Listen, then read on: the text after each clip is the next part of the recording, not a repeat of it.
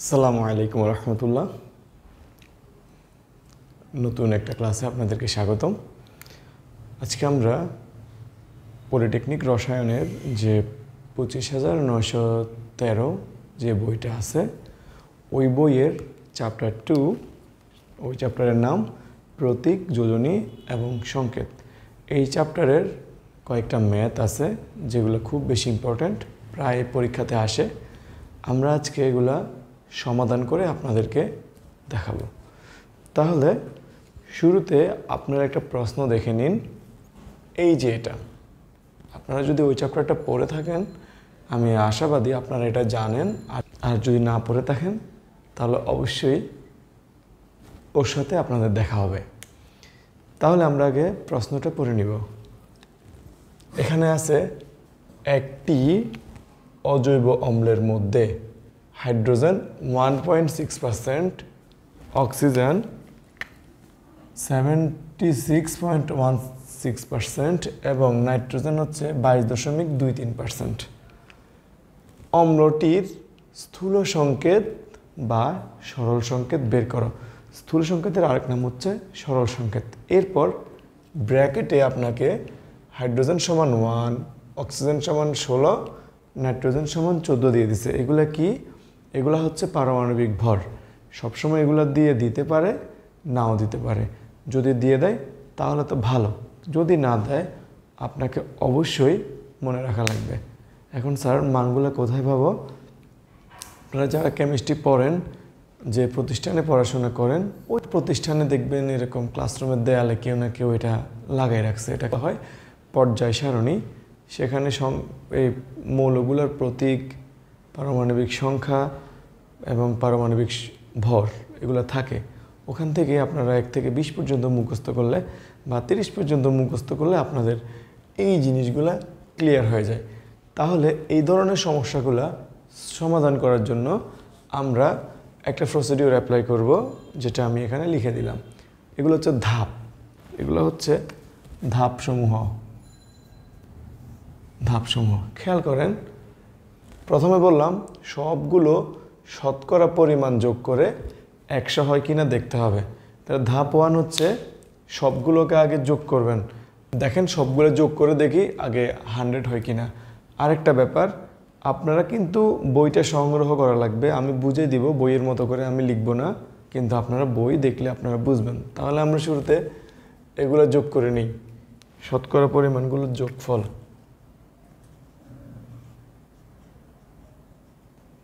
খেয়াল করেন, hydrogen 1.6%, oxygen 76.16% আর nitrogen 22.23%।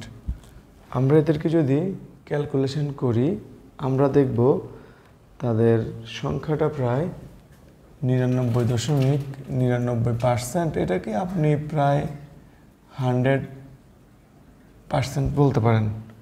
তাহলে 100% আসছে। আর 100% আসলে আপনি মনে করবেন আপনার অঙ্কটা হবে। যদি 100% না আসতো তাহলে আপনি মনে করবেন এখানে আরও একটা যৌগ আছে যেটা আপনাকে বলে দেওয়া হয় নাই, অথবা যেটার পার্সেন্টেজ দেওয়া হয় নাই, সেটার পার্সেন্টেজ আপনাকে আলাদা করে বের করা লাগবে। সেটা আমি দেখাবো। তাহলে আমাদের স্টেপ 1 শেষ। আমরা স্টেপ 1 দেখে ফেললাম যে সবগুলো শতকরা পরিমাণ যোগ করে 100 হয় কিনা দেখলাম। আমরা এগুলা যে 1.6, 76.16, 22.23 যোগ করে কত 100% পাইছি। আমাদের দ্বিতীয় যে স্টেপ সেটা হচ্ছে প্রতিটা পরমাণুর শতকরা পরিমাণকে নিজ নিজ পারমাণবিক ভর দ্বারা ভাগ করা। তাহলে আপনি দেখেন প্রত্যেকটা পরমাণুর শতকরা পরিমাণ এখানে আছে। এখন আপনি কি করতে হবে? ওদের নিজ নিজ পারমাণবিক ভর দিয়ে তাদেরকে ভাগ করতে হবে। তাহলে এখানে দেখেন হাইড্রোজেনের পারমাণবিক ভর দিয়ে দিছে, অক্সিজেনের দিয়ে দিছে, নাইট্রোজেনের দিয়ে দিছে। তাহলে যদি দিয়ে না দেয় আপনাকে কিন্তু অবশ্যই কি মাথায় রাখা লাগবে বা মুখস্থ করা লাগবে। তাহলে আপনি এখানে একটা সূত্র লিখবেন।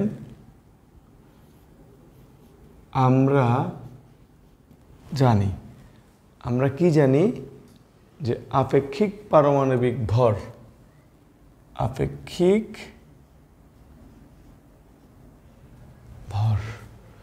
তাহলে এটাই হচ্ছে আমাদের এ লাইন। আমাদের এই সূত্রটা এখানে অ্যাপ্লাই করা লাগবে যে আমরা জানি আপেক্ষিক কোনো মৌলের আপেক্ষিক পারমাণবিক ভর শতকরা সংযুক্তিকে আপনি যখন তার নিজ পারমাণবিক ভর দিয়ে ভাগ দিবেন তখনই আপনি আপেক্ষিক পারমাণবিক ভরটা পাবেন। এটাকে আমরা আপনি যাতে সহজেই বোঝেন তার জন্য আমরা কি লিখলাম, প্রতিটা পরমাণুর শতকরা পরিমাণ, এই যে শতকরা পরিমাণকে বা শতকরা সংযুতি, শতকরা পরিমাণ আর শতকরা সংযুতি একই জিনিস, শতকরা সংযুতিকে পারমাণবিক নিজ নিজ পারমাণবিক ভর দ্বারা ভাগ করতে হবে। তাহলে আমরা এখন হাইড্রোজেনের ক্ষেত্রে দেখে নিই যে হাইড্রোজেনের পার্সেন্টেজ কত, মানে শতকরা সংযুতি বা শতকরা পরিমাণ 1.6। আপনি এটাকে ভাগ দিবেন 1 দিয়ে, কারণ হাইড্রোজেনের পারমাণবিক ভর 1, তাহলে আপনি এখানে পাচ্ছেন 1.6। অক্সিজেনের ক্ষেত্রে আপনি অক্সিজেন কত পার্সেন্ট আছে, 76.16%, তাকে ভাগ দিবেন অক্সিজেনের পারমাণবিক ভর দ্বারা। অক্সিজেনের পারমাণবিক ভর কত, 16। তাহলে এটাকে দিয়ে যদি আপনি ভাগ দেন আপনার ভাগফল আসবে 4.76। তারপর আমাদের বাকি আছে কে, নাইট্রোজেন।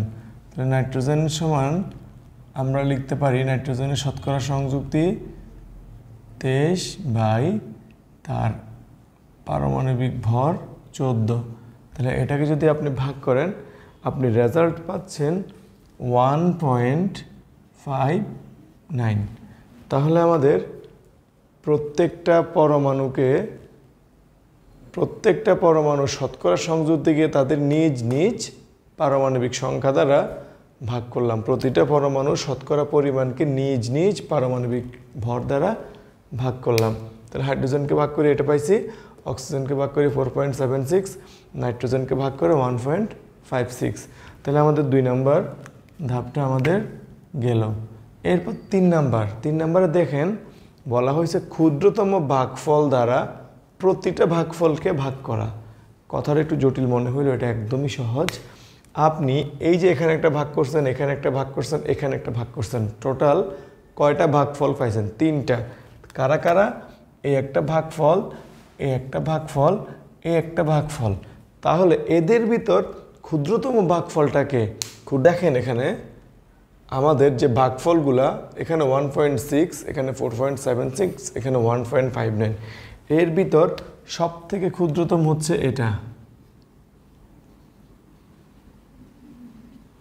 ঠিক আছে, তাহলে আমরা কি করব, এই ক্ষুদ্রতম ভাগফল দ্বারা এই সবাইকে ভাগ করব। তাহলে দেখেন আমি এখানে লিখব যে ক্ষুদ্রতম ভাগফল দ্বারা ভাগ করে পাই।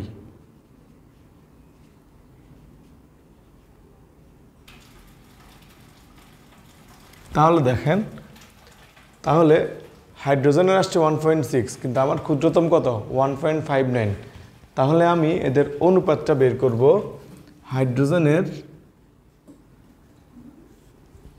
আপেক্ষিক পারমাণবিক ভর কত, 1.6, আর এই 1.6 এটার ভিতর সবথেকে ক্ষুদ্রতম যেটা, সেটা হচ্ছে 1.59।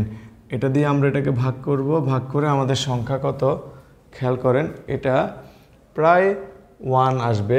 1-এর কাছাকাছি আসলে আপনি 1 নিয়ে নেবেন। তারপর অক্সিজেনের ক্ষেত্রে খেয়াল করেন 4.76, এটাকে যখন আপনি 1.59 দিয়ে ভাগ করবেন তখন মানটা আসবে প্রায় 3। তারপর নাইট্রোজেনের ক্ষেত্রে দেখেন, নাইট্রোজেনের 1.59, আর এটা যেহেতু সব থেকে ক্ষুদ্র তাইলে দুইটাকে ভাগ করলে মান আসে 1। তাহলে আপনি এখন এখানে একটা প্রশ্ন করতে পারেন যে স্যার এটাকে এটা দিয়ে ভাগ করলাম 1 আসলো, এখন এটা দিয়ে আমি দেখাচ্ছি, এটাকে এটা দিয়ে ভাগ করলে সরাসরি 1 আসে, বাট এটাকে এটা দিয়ে ভাগ করলে রেজাল্ট আসে 2.99। তাহলে আমি কেন 3 লিখলাম, এখানে কথা হচ্ছে গিয়ে আমরা অবশ্যই পূর্ণ সংখ্যা নিতে হবে। পূর্ণ সংখ্যা মানে আমরা এখানে দশমিক নিব না, মানে 2.9 হচ্ছে 3 এর কাছাকাছি, তাই আমরা 3কেই নিব। আর এখানে যদি আমরা দেখি যে 1.6 ভাগ 1.59, এটা প্রায় 1 চলে আসছে, তাহলে এটা 1, এটাও 1, এটা আসছে 2.99, এটাকে আমরা ধরবো 3, যেহেতু এটা 3 এর কাছাকাছি, এটাকে আপনি 3 ধরতে পারেন। আচ্ছা, 3 যদি হয় তাহলে আমাদের এই ক্ষুদ্রতম স্টেপটাও গেল। এখন আমরা 4 নম্বরে কি বলছি? 4 নম্বরে বলছি যে প্রাপ্ত মানগুলো, তাহলে আপনি কি কি মান পাইছেন? আপনি এই একটা মান পাইছেন, এই একটা মান পাইছেন, এই একটা মান পাইছেন, ঠিক আছে? তাইলে প্রাপ্ত মানগুলো প্রতীকের নিচে ডান পাশে বসাবো। তাহলে আমার প্রতীকগুলো কারা? আমার প্রতীক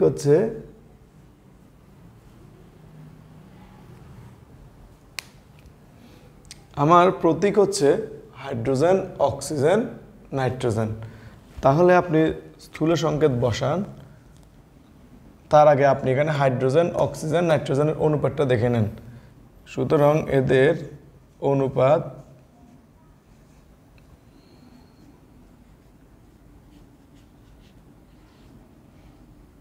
দেখেন, আগে হাইড্রোজেন লিখবেন, অনুপাত কার্বন লিখবেন, অনুপাত অক্সিজেন লিখবেন, অনুপাত নাইট্রোজেন লিখবেন। লিখে হাইড্রোজেনের মান কত পাইছেন? 1:, অক্সিজেন কত? 3, তারপর আছে নাইট্রোজেন, নাইট্রোজেন কত? 1। তাহলে আপনি যে অনুপাতগুলো পাইছেন, অনুপাত এটা না লিখলে হবে, আপনি সরাসরি এটা লিখে দিতে পারেন। তাহলে আমরা কি বলছি যে প্রাপ্ত মানগুলো প্রতীকের নিচে ডান পাশে বসালে স্থূল সংকেত পাওয়া যাবে। তাহলে দেখেন, আমরা এই প্রতীকগুলো এখানে লিখলাম, যে প্রতীকগুলো আমাদের কি আগে লিখি যে স্থূল সংকেত,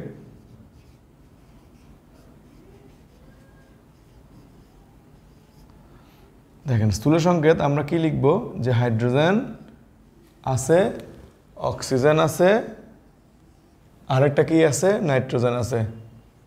তাহলে হাইড্রোজেন এখানে কত? দেখেন হাইড্রোজেন হচ্ছে 1, অথবা এখান থেকে বলতে পারেন অক্সিজেন কত? 3, অক্সিজেনের পাশে 3 লেখেন, তারপর নাইট্রোজেনের পাশে কত লেখেন? 1 লেখেন। এখন আমরা যদি 1 লিখতে হয় না, আমরা 1 ছাড়া যদি লিখি, তাহলে আমরা এটাকে লিখতে পারি O3N। কিন্তু আমরা একটা সংকেত জানি, সেটা হচ্ছে নাইট্রিক অ্যাসিড, আর নাইট্রিক অ্যাসিডের সংকেত হচ্ছে HNO3। তাই আমরা এটাকে এভাবে লিখব না, আমরা এটাকে লিখব HNO3। তাহলে এটা হচ্ছে আমার স্থূল সংকেত। তাহলে আমরা স্থূল সংকেত পাইছি। এখন স্থূল সংকেত বের করার পরে আপনি যখন আণবিক সংকেত বের করতে যাবেন, তখন আপনাকে এই সূত্রটা ব্যবহার করতে হবে। আণবিক সংকেত বের করার জন্য আপনাকে কোন সূত্র ব্যবহার করা হবে? এই 5 নম্বরে যে সূত্র আছে সেটা আপনাকে বের করে বসাই, সেখানে n এর মান আপনাকে বের করতে হবে। তাহলে আমরা এখানে স্থূল সংকেত পর্যন্ত ছিল, আমরা স্থূল সংকেত পর্যন্ত বের করলাম। এখন আমি একটা আণবিক সংকেত বের করে আপনাদেরকে দেখাচ্ছি। আপনারা একটা জিনিস খেয়াল রাখবেন, এই একই কোশ্চেন, একই প্রশ্ন অনেক সময় এভাবে আসে। এখন তো আপনার কাছে চাইছে কি? এখন আপনার কাছে চাইছে স্থূল সংকেত। কি চাইছে? স্থূল সংকেত। বাট আপনাকে যদি আণবিক ভর দিয়ে দেয় এবং আণবিক ভর দিয়ে যদি বলে এটার আণবিক সংকেত কিভাবে বের করবেন, তাহলে আপনারা এখানে দেখেন আমরা কি বলছি? স্থূল সংকেত আর আণবিক ভরের ভিতর সূত্র হচ্ছে এটা। তাহলে আপনি যদি স্থূল সংকেত জানেন আর যদি আণবিক ভর জানেন, তাহলে n এর মান যদি বের করতে পারেন, তাহলে আপনি আণবিক ভর বের করতে পারবেন। তাহলে আমরা এখানে ছোট্ট করে লিখে দিই যে এটা দ্বারা আণবিক সংকেত বের করা হয়, এটা দ্বারা আণবিক সংকেত বের করা হয়। তাহলে দেখেন আমি এই প্রশ্নের এখানে কিছু অ্যাড করে দিচ্ছি, যে যৌগটির আণবিক ভর আণবিক সংকেত কি? তাহলে দেখেন এতক্ষণ প্রশ্নটা ছিল স্থূল সংকেত পর্যন্ত। এখন প্রশ্নটার যৌগটির আণবিক ভর দিয়ে দিছে, আপনাকে আণবিক সংকেত বের করতে বলছে। তাহলে ঘাবড়ানোর কিছু নেই, আমরা এইটুক পর্যন্ত করব। এখান থেকে শুরু করে এই স্থূল সংকেত আপনাকে মাস্ট বের করতে হবে। আগে স্থূল সংকেত বের করতে হবে, তারপর আণবিক সংকেত বের করতে হবে। তাহলে আপনি এখানে স্থূল সংকেত পর্যন্ত বের করবেন। বের করার পরে আমি এটা মুছে দিচ্ছি। এখন হচ্ছে আণবিক সংকেত।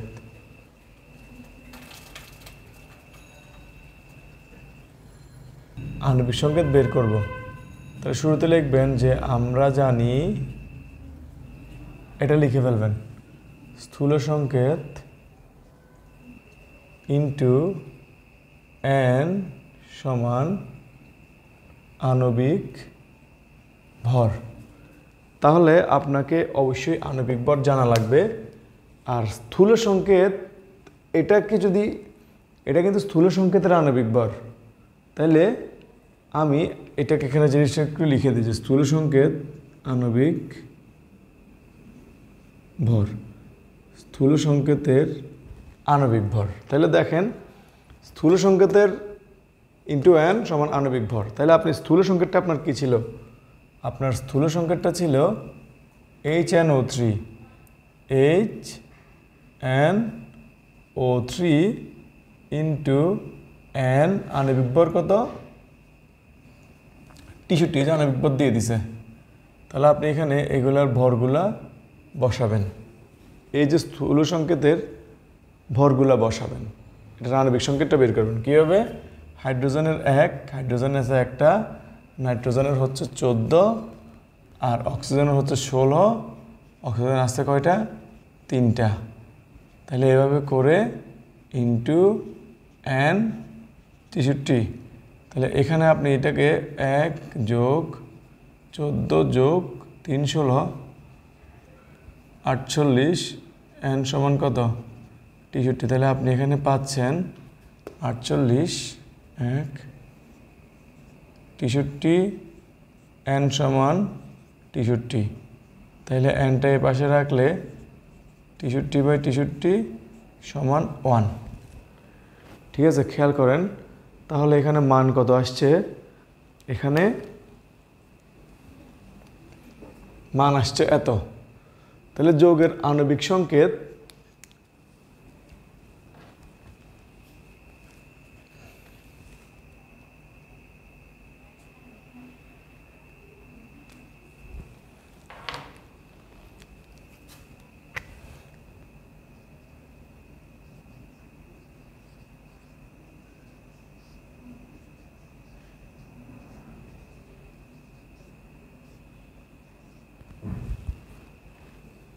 তাহলে দেখুন আমরা এখন এই আণবিক সংকেতটা এই সূত্রে বসাই দিব। তাহলে আমরা এটা মুছে ফেলতে পারি এখন। আচ্ছা, এটা থাকুক। তাহলে আমরা এন এর মান কত পাইছি? 1। তাইলে এই যে আণবিক সংকেত এখানে লেখা আছে, আণবিক সংকেত সমান আমরা কি বলছি? সুতরাং আণবিক সংকেত সমান স্থূল সংকেত, এর নিচে ছোট করে এন দিয়ে দিবেন। তাহলে স্থূল সংকেত আপনি কত পাইছিলেন? স্থূল সংকেত পাইছিলেন HNO3। তাহলে HNO3 লিখে বাইরে এন, এনের মান কত পাইছেন? 1। 1টা বসা দিবেন। এখন এই 1 দিয়ে হাইড্রোজেনকে গুণ দিলে 1, এনকে দিলে এন, O3কে দিলে O3, তার মানে যেভাবে আছে এটা। সুতরাং এইটার ক্ষেত্রে আণবিক সংকেত সমান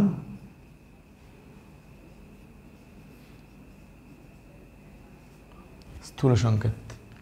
ঠিক আছে, বুঝতে পারছেন? আশা করতেছি বুঝতে পারতেছেন। মানে এখানে আমরা এই যোগের ক্ষেত্রে দেখতে পাচ্ছি আমার স্থূল সংকেত ছিল এটা, আণবিক সংকেতও এটা। তাহলে আমরা যদি একটু সামারি করি, আমরা শুরুতে একটু পর্যন্ত এসে স্থূল সংকেতটা বের করব। স্থূল সংকেত থেকে আণবিক সংকেত বের করার সূত্র হচ্ছে এই স্থূল সংকেত দিকে তার নিচে ছোট করে এন দিবেন। এখন আপনার কাজ হচ্ছে এন এর মানটা বের করা। তো এন এর মান বের করার জন্য আপনার কী করা লাগবে? স্থূল সংকেতের স্থূল সংকেতের আমি এটা মুছে এই লাইনটা লেখা লাগে না, নর্মালি না লিখলেও কোনো সমস্যা নেই। আমি এখানে একটু জিনিসটাকে আর একটু বুঝাই যে স্থূল সংকেতের আণবিক ভর, ঠিক আছে, সমান ইন্টু এন সমান আণবিক ভর। এটা কার আণবিক ভর? এই প্রশ্নে দেওয়া আণবিক ভর। আর এটা হচ্ছে স্থূল সংকেত, এই যে এটার আণবিক ভর। তারপর আপনি বসায় এনের মান বের করে এই সূত্রে আপনি এনের মানটা বসা দিলে, এই যে আমরা বসা দিচ্ছি 1, তারপর আপনি পাচ্ছেন যেটা এটা স্থূল সংকেত। আর এই ম্যাথ থেকে আমরা বলতে পারতেছি আণবিক সংকেত আর স্থূল সংকেত একই হতে পারে।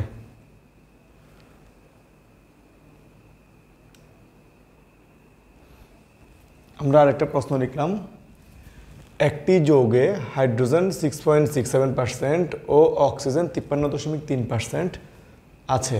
যৌগটির বাষ্প ঘনত্ব দিয়ে দিছে, বাষ্প ঘনত্ব যদি 90 হয় এর আণবিক সংকেত কি? তাহলে আমরা আগেই বলি একটা জিনিস লিখে নিতে হবে যে বাষ্প ঘনত্ব, যে আণবিক ভর সমান 2 ইন্টু বাষ্প ঘনত্ব। এটা একটা সূত্র। তাইলে বাষ্প ঘনত্ব থাকলে আমরা আণবিক ভর জানি। কিভাবে জানি? যেমন এটার আণবিক ভর কত? এই যৌগের আণবিক ভর হচ্ছে 2 ইন্টু বাষ্প ঘনত্ব কত? 90। তো 90 দুগুণে 180। তাহলে এখানে যে যৌগটা দিয়ে দিছে তার আণবিক ভর হবে 180। তাহলে আণবিক ভর আমরা বের করে ফেলছি, কারণ আমাদের আণবিক সংকেত বের করার জন্য অবশ্যই আমাদের আণবিক ভর দেওয়া থাকবে, নয়তো আমরা বের করতে পারবো না। তাহলে দেখো আমরা এখন এই যে এখানে ধাপ 1টা চেক করে নিব। আমরা আগে দেখব এরা 100 হয় কি না। তাহলে দেখো এখানে হাইড্রোজেন কত আছে, দেখেন যে হাইড্রোজেন কত 6.67, অক্সিজেন কত 53.3, টোটাল কত 59.97। তাইলে আমাদের দেওয়া আছে হাইড্রোজেন আর অক্সিজেন দুইটার শতকরা সংযুতি আমরা যোগ করলে কত পাচ্ছি? 59.97। তাহলে আমরা এখানে বললাম সবগুলো শতকরা পরিমাণ যোগ করে 100 হয় কিনা দেখতে হবে, কিন্তু এখানে কোনো 100 হয় নাই। তাহলে 100 না হলে আমরা কি করব? এখন সম্ভবত এই ম্যাথের এখানে জৈব যৌগ কথাটা উল্লেখ করে দেওয়া দরকার ছিল। জৈব যৌগ, কিন্তু এখানে উল্লেখ করে নাই। যাই হোক, যদি উল্লেখ না করে দেয় আর আপনি যদি দেখেন যে এরকম 100-র অনেক কম আসছে, 100-র কাছাকাছি না, 100-র অনেক কম, প্রায় এটা 60%, মানে আরও 40% কম, তখন আপনি আরেকটা মনে করতে হবে যে এখানে আরেকটা মৌল আছে। সেটা কি? সেটা আপনি জানেন না। আর যদি জৈব যৌগ বলে দেয় তখন আপনি ধরবেন কার্বন, অথবা এই ধরনের ম্যাথগুলোতে এই ঘুরে ফিরে হাইড্রোজেন, কার্বন, অক্সিজেন, নাইট্রোজেন এগুলাই থাকে। তাইলে জৈব যৌগ বলে দিলে তো আপনি বুঝছেন এটা কার্বন হবে। যেহেতু আমাদের কিছু বলে দেয় নাই, আমরা ধরে নিচ্ছি এটা একটা জৈব যৌগ। আর জৈব যৌগের একটা বৈশিষ্ট্য হচ্ছে জৈব যৌগে অবশ্যই কার্বন থাকতে হবে। তাহলে আমরা সুতরাং যেহেতু এটি একটি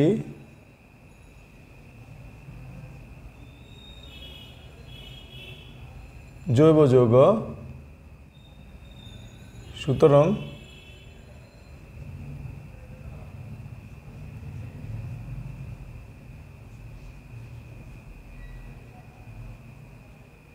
বাকি মৌলটি কার্বন হবে। বাকি মৌলটি কি হবে? কার্বন হবে। আর এখানে যতগুলো মৌল ছিল কোনো একটা, এখানে যতগুলো মৌলের শতকরা পরিমাণ থাকবে এটা অবশ্যই 100 হইতে হবে। তাহলে এখানে যেহেতু 100 হয় নাই, দুইটা মিলে কত হয়েছে? 59.97। তাহলে কার্বনের পরিমাণ কত হবে? কার্বন হবে 100 মাইনাস এই দুইটা যোগফল, মানে 6.67 যোগ 53.3। তাহলে এখানে হচ্ছে 40.0 0.03%।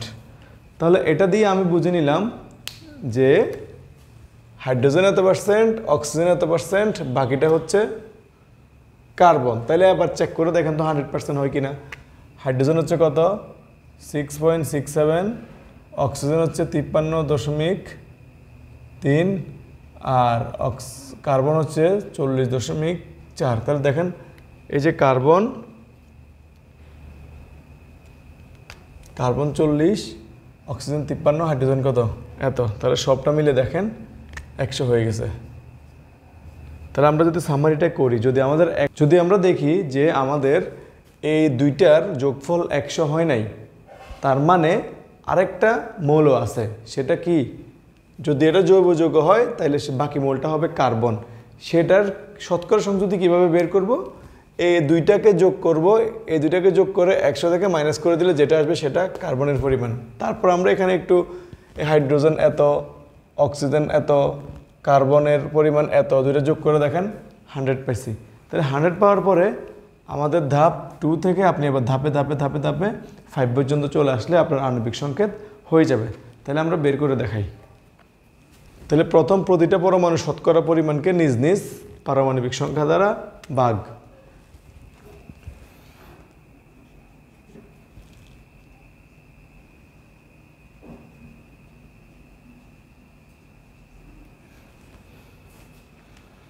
প্রতিটার শতকরা পরিমাণকে নিজ নিজ পারমাণবিক সংখ্যা দ্বারা ভাগ করি। একটা জিনিস খেয়াল করেন, আমাদের আগের ম্যাথটাতে কিন্তু হাইড্রোজেন অক্সিজেনের পারমাণবিক ভর দিয়ে দিছে, এখানে কিন্তু দেওয়া নাই। তাহলে এখানে আপনার মাথায় থাকতে হবে। তাহলে আমরা হাইড্রোজেনের ক্ষেত্রে লিখতেছি যে হাইড্রোজেনের শতকরা পরিমাণ কত? 6.67, আর হাইড্রোজেনের পারমাণবিক ভর হবে নিচে, তাহলে এটার মান হবে 6.67। তারপর হচ্ছে অক্সিজেনের শতকরা সংযুতি কত? 53.3, আর নিচে হচ্ছে অক্সিজেনের পারমাণবিক ভর হচ্ছে কত? 16। তাহলে এটার অ্যান্সার আসবে 3.33। তারপর আমাদের হচ্ছে কার্বন কতটুকু আছে? 40.03। নিচে হচ্ছে কার্বনের পারমাণবিক ভর। যেহেতু বলছি প্রতিটা শতকরা পরিমাণকে নিজ নিজ পারমাণবিক সংখ্যা দ্বারা ভাগ, তার মানে কার্বনের শতকরা পরিমাণকে কার্বনের পারমাণবিক সংখ্যা দ্বারা কার্বনের শতকরা পরিমাণকে কার্বনের পারমাণবিক ভর দ্বারা ভাগ করতে হবে। তাহলে এখানে কত পাওয়া যাচ্ছে? 3.33। তাহলে আমরা এই যে প্রতিটা পরমাণু শতকরা পরিমাণকে নিজ নিজ পারমাণবিক ভর দ্বারা ভাগ করে ফেলছি। ভাগ করার ফলে আমাদের মান আসছে এগুলা। তারপর কি বলছে? ক্ষুদ্রতম ভাগফল দ্বারা প্রতিটা ভাগফলকে ভাগ। তাহলে এদের ভিতর ক্ষুদ্রতম এটা অথবা এটা, যে কোনো একটাকে আমরা ধরলেই হবে। তাহলে দেখো, আমরা বলি যে ক্ষুদ্রতম মান দ্বারা সবাইকে ভাগ করে।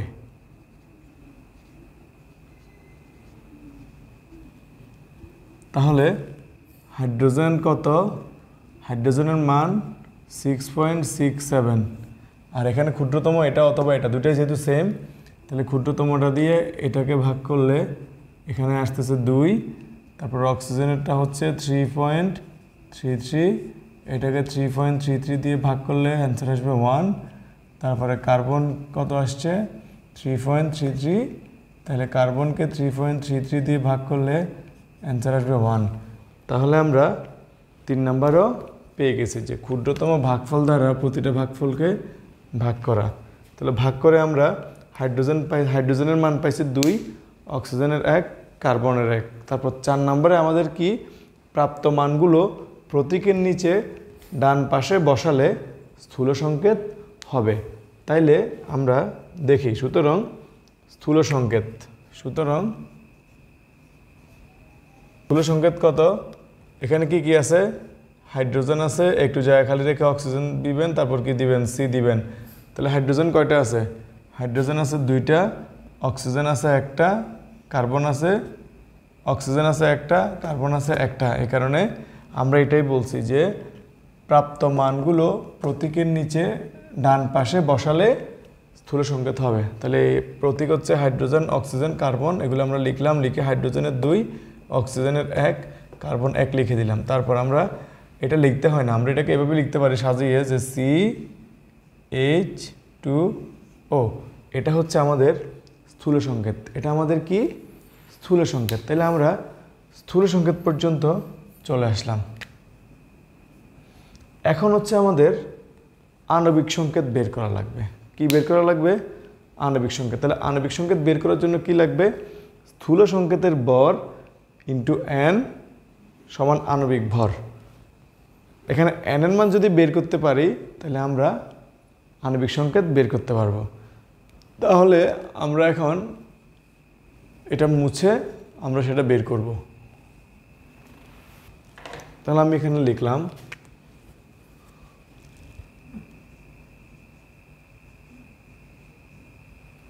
আমরা জানি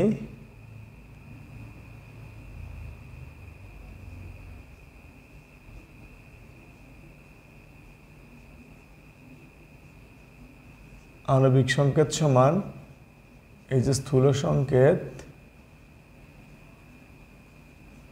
লিখে এখানে n এর মানটা এখন আমাদেরকে বের করতে হবে।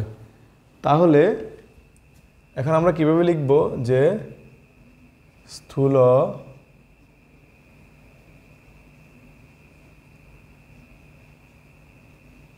পারমাণবিক ভর ইন্টু n সমান আণবিক ভর। কিন্তু আমাদের এখানে দিয়ে দিয়েছিল বাষ্প ঘনত্ব 90। তাহলে আণবিক ভর কোত্থেকে পাবো? আমরা আগেই বের করে রাখছিলাম যে আণবিক ভর আর বাষ্প ঘনত্বের ভিতর সূত্রটা হচ্ছে আণবিক ভর সমান 2 ইন্টু বাষ্প ঘনত্ব। তাহলে বাষ্প ঘনত্বকে যদি 2 দিয়ে গুণ করা যায়, বাষ্প ঘনত্বকে 2 দিয়ে গুণ করলে আণবিক ভর পাওয়া যাচ্ছে। তাহলে আমাদের স্থূল সংকেতটা কি ছিল? আমাদের স্থূল সংকেতটা ছিল CH2O। আমরা এখন ওর স্থূল সংকেতের পারমাণবিক ভরটা এখানে লিখে ফেলবো। কার্বনের কত? কার্বনের হচ্ছে 12, কার্বন আছে একটা, হাইড্রোজেন আছে 1, হাইড্রোজেন আছে কয়টা? 2টা, অক্সিজেনের পারমাণবিক ভর 16, অক্সিজেন আছে একটা। টোটাল আমরা লিখে সেকেন্ড ব্র্যাকেট দিলাম, তারপর n দিলাম, তারপর এখানে দেবো 180। তাহলে এখানে কত আসে? 12 যোগ 2 যোগ 16 ইন্টু n সমান 180। তাহলে 12 14 কত? 30, n সমান 180। তাহলে n এর মান বের করতে হলে আমাদের 180কে 30টা নিচে চলে আসবে, 30। তাহলে n এর মান কত? 6। তাহলে n এর মান পেয়ে গেছি না? এখন আমরা এই n এর মানটা এই n এর জায়গায় বসাই দিব। দেখেন আমরা এখানে লিখি, সুতরাং আণবিক সংকেত, সুতরাং আমরা জানি আণবিক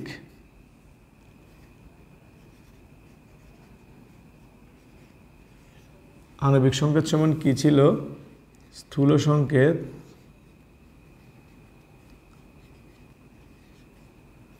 নিচে হচ্ছে ছোট করে n। তাহলে স্থূল সংকেতটা আমাদের কি ছিল? আমরা এখানে লিখলাম স্থূল সংকেত হচ্ছে CH2O। আর n এর মান কত? এখানে হচ্ছে n এর মান কত? 6। এখন এই 6 দিয়ে ভিতরে গুণ করে দেন। তাহলে এই 6 একবার কার্বনের সাথে গুণ হবে, এরপর 6 2 এর হাইড্রোজেনের সাথে গুণ হবে, তারপর 6 অক্সিজেনের সাথে গুণ হবে। তাহলে এটা 6 এর সাথে গুণ হলে এটা হয় C6, তারপরে 6 দুগুণে 12, হাইড্রোজেনের সাথে যখন গুণ হবে, হাইড্রোজেনের এখানে আছে 2, 6 ইন্টু 2, 6 দুগুণে হবে 12, অক্সিজেনের সাথে গুণ হয়ে হবে 6। এটাই হচ্ছে আমাদের আণবিক সংকেত। তো এটা মূলত একটা গ্লুকোজের সংকেত। কিসের সংকেত? গ্লুকোজের সংকেত। তাহলে এভাবেই আপনি মূলত শতকরা সংযুতি যদি দিয়ে দেওয়া থাকে সেটা থেকে আণবিক সংকেত বের করতে পারেন। আমি আবারও বলতেছি, আপনারা যদি কোথাও না বুঝেন আপনারা কমেন্টসে জানান, আমি সুবিধা মতো সময়ে আপনাদেরকে এটা বুঝিয়ে দিব। প্রয়োজনে আমি একটা ভিডিও করার চেষ্টা করবো ইনশাল্লাহ। আমি চাই আপনারা শিখুন, এটাই আমার উদ্দেশ্য। আসসালামু আলাইকুম।